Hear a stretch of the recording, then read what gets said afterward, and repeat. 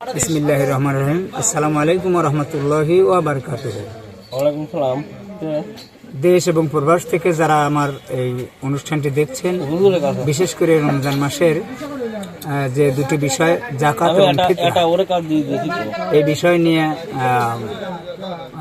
আমি আপনাদের সম্মুখে বিস্তারিত 2026 সালের যে হিসাব অনুপাতে, ওই হিসাব অনুপাতে আমি একটু ফিতরা সম্পর্কে কথা বলতে চাই। প্রথমে ফিতরা হলো সাধারণ মানুষের জন্য, যেটা গমের যদি দরে দেওয়া হয় তাহলে প্রতি কেজিতে, প্রতি জন প্রতি 110 টাকা। আর আটার দ্বারা দিলে পরে, আটার দরে দিলে 115 টাকা, জবের দ্বারা দিলে 530 টাকা জন প্রতি। এগুলা কিশমিশ জন প্রতি 1980 টাকা। আর যদি কেউ খেজুর দ্বারা দেয় তাহলে 2310 টাকা। আর যদি পানি দ্বারা দেয় তাহলে 2810 টাকা। এটা হলো ফিতরা গেল। আর যাকাত সম্পর্কে, যেটা নিসাব পরিমাণ স্বর্ণ, যেটা আপনারা সবাই জানেন, আপনার এটা 2026 সালে যেটা হিসাব করা হয়েছে সেটা হলো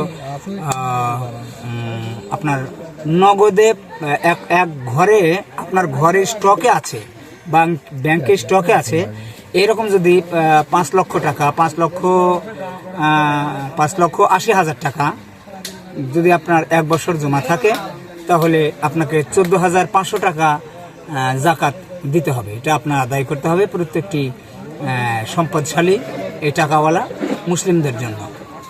আর ক্ষেতের উসুল সম্পর্কে, সেটা যেহেতু সামনে ফসল উঠবে, তখন উসুল সম্পর্কে আলোচনা হবে। এটাই ছিল আমার আজকের মূল বিষয়বস্তু, যাকাত এবং ফিতরা। আপনারা মূল বিষয়টা যদি একবার না বুঝেন, বারবার দেখবেন এবং নিজে দেখবেন, অপরকে শেয়ার করে দিবেন। ধন্যবাদ। আসসালামু আলাইকুম ওয়া রাহমাতুল্লাহি ওয়া বারাকাতুহু।